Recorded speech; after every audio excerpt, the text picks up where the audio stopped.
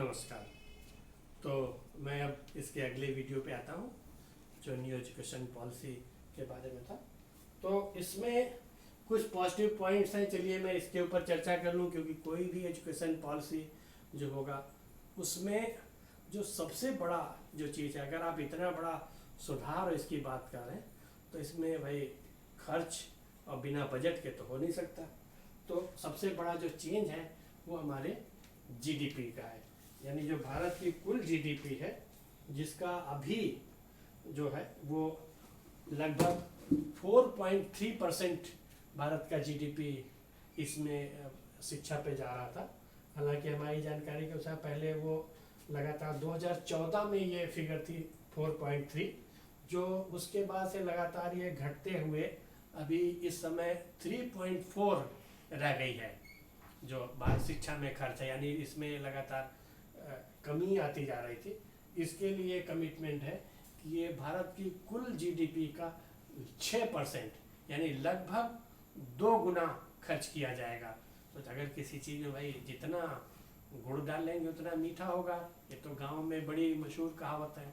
अगर किसी चीज़ को करना है तो उसमें खर्च तो बहुत ज़रूरी है, ये खर्च उसमें होगा ही।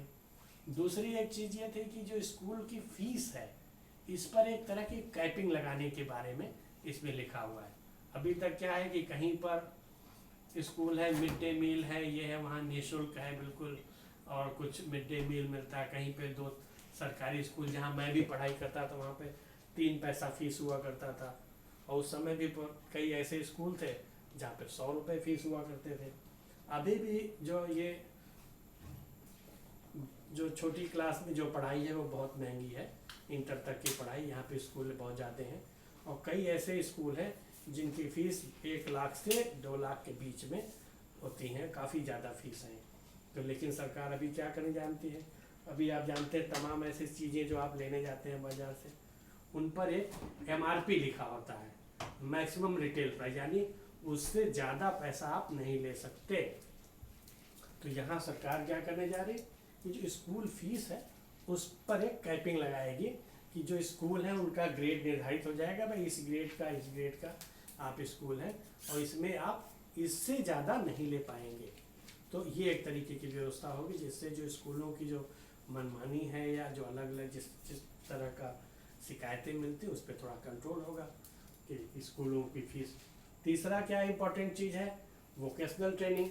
जैसा कि हमने आपको बताया, क्या वोकेशनल ट्रेनिंग है, स्किल्ड, यानी मूर्ति बनाना, बढ़ई का काम सीखना, माली का काम सीखना, सिलाई का काम सीखना, कोई भी ऐसी कला, खाना बनाने का काम सीखना हो, या जो भी कलाएं हैं, जो भी स्किल हैं, यहाँ तक कि कोई रेडियो बनाना हो, ट्रांजिस्टर क्रिएट करना हो, रिपेयरिंग का कुछ काम सीखना है, वो सारी चीज़ें वोकेशनल ट्रेनिंग में आपकी रुचि के अनुसार, यानी जो बच्चा पढ़ के निकलेगा उसके बाद एक स्किल ऐसी होगी, एक ऐसा हुनर होगा जिससे वो उसके अंदर अपनी रुचि का हुनर होगा, जिससे उसके अंदर एक अलग तरीके के कॉन्फिडेंस आएगा।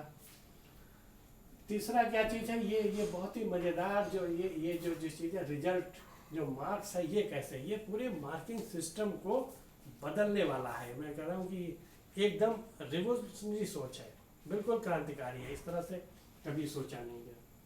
देखिए मैं इस स्लाइड को पीछे करता हूँ। ओके ऊपर फिर से दबाइए, वहाँ नहीं, टीवी का रिमोट। ये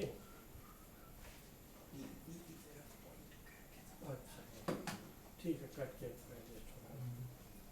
तो ये जो मार्किंग सिस्टम है इसमें जो स्टूडेंट होगा उसको नंबर टीचर्स भी देगा, वो खुद भी अपने को मार्किंग करेगा, वो अपने मार्क खुद देगा और उसके दोस्त भी देंगे।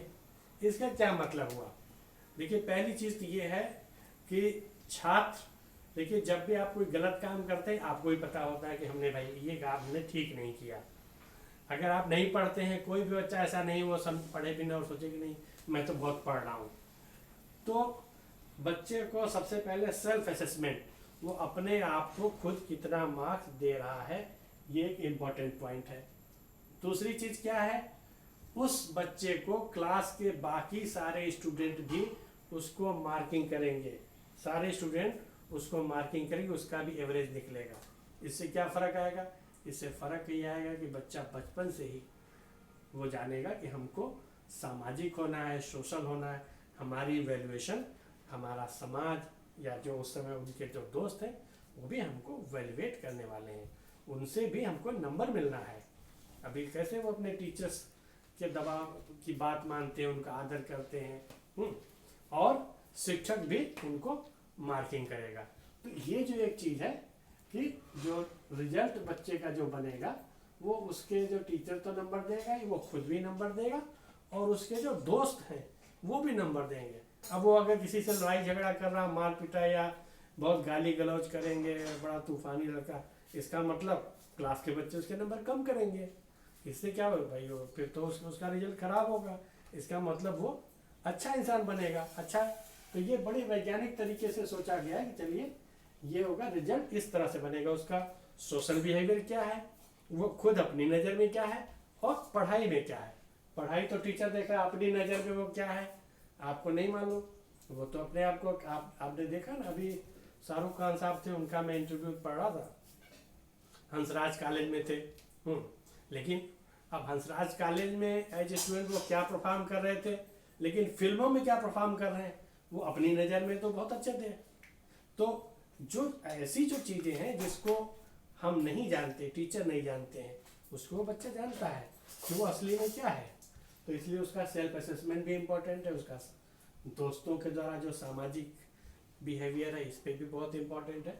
और ये अब दूसरी एक इम्पोर्टेंट पॉइंट क्या है कि फॉरेन यूनिवर्सिटीज़ का, बिल्कुल देखिए फॉरेन यूनिवर्सिटीज़ को आने की जो बात थी वो पहले मनमोहन सिंह सरकार में भी कही गई थी, फॉरेन यूनिवर्सिटीज़ आएंगी, लेकिन उस समय क्या किया था कि 50 करोड़ रुपए की कैपिंग लगा दी गई थी। जो भी फॉरेन यूनिवर्सिटी हमारे यहाँ आएंगी उनको 50 करोड़ रुपए डिपॉजिट देना पड़ेगा। क्यों?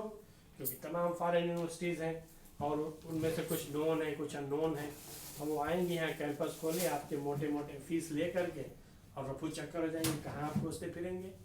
तो इसलिए उनके लिए एक लाइबिलिटी फिक्स करने के लिए एक सिक्योरिटी मनी के रूप में 50 करोड़ का जमा करने के लिए रखा गया था। लेकिन रिजल्ट क्या हुआ, कोई फॉरेन यूनिवर्सिटी ने भारत में कैंपस नहीं खोला।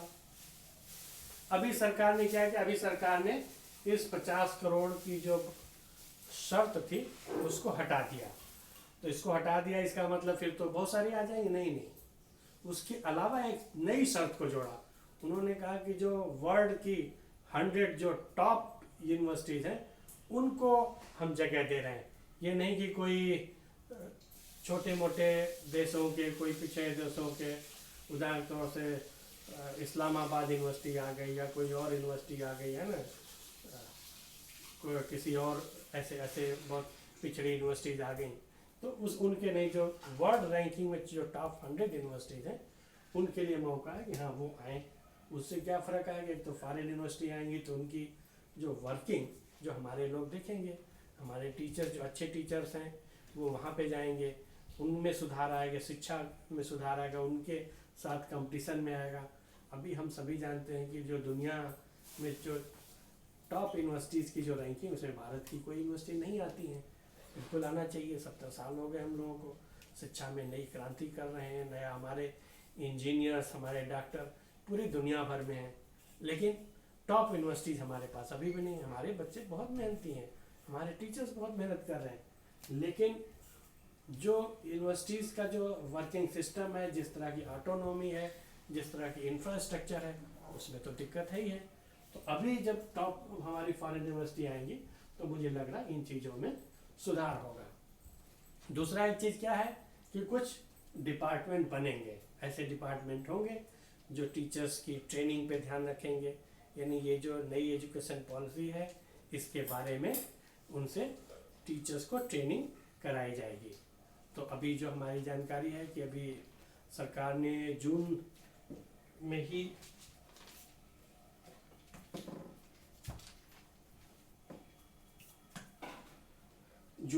वर्ल्ड बैंक से इस चीज़ का करार किया था, जहाँ पे 50 करोड़ का लोन था लिया गया इसी काम के लिए, जिसमें जून 2017 में आई थिंक कुछ टेक्स्ट में गलतियां हो जाती हैं, माफ़ कीजिएगा, लेकिन आप जो फैक्ट है एग्जैक्ट है कि सरकार ने वर्ल्ड बैंक से करार किया था, जिसमें उन्होंने कहा था कि जो न्यू एजुकेशन पॉलिसी होगी इसके तहत हमारे शिक्षकों को ट्रेनिंग देने के लिए व्यवस्था की जाएगी।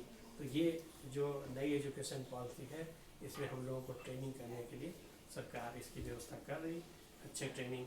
और अभी वर्तमान की जो स्थिति है ये तो बहुत ख़राब है, क्योंकि हमारे पूरे देश भर में तमाम शिक्षकों की कमी, विश्वविद्यालयों में कमी है, प्राइमरी स्कूल्स में, कॉलेजों में कमी है।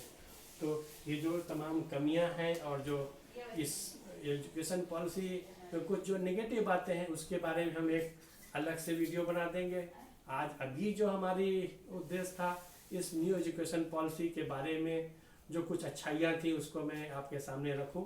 फिर भी मैंने इसमें एक चीज़ को छोड़ दिया है, जो प्राइमरी एजुकेशन है उस पर क्या असर पड़ा है उसके बारे में भी एक वीडियो की मांग अगर होती है हमारे दर्शकों के द्वारा तो मैं उस पर भी आपके सामने अपनी राय रखूँगा। शेष अगली बार में। नमस्कार।